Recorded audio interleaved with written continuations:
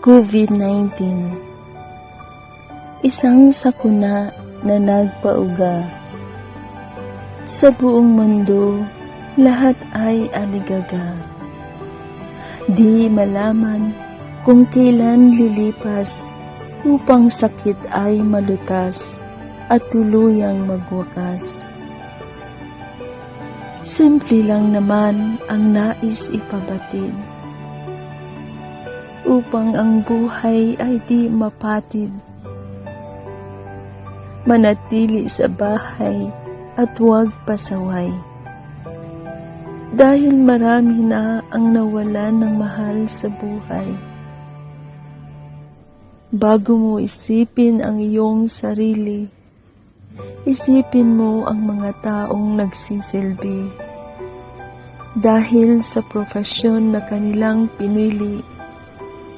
Maglingkod, magtiis, kahit may pighati. Sa bawat araw ay may agam-agam, na baka pati sila bukas ay mamamaalam.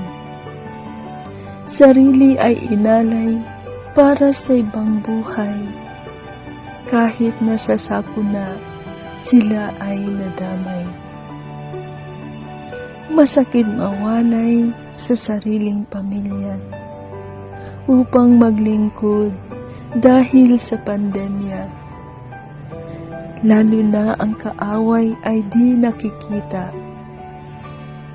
Tiwala at paniniwala ang sandata na ito ay mapuksa.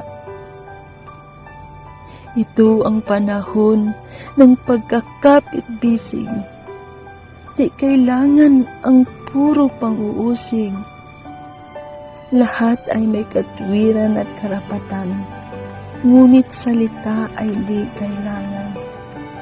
Kundi ang kamay sa kapwa ay hahaplos, magbibigay lakas, biyaya ay bubuhos.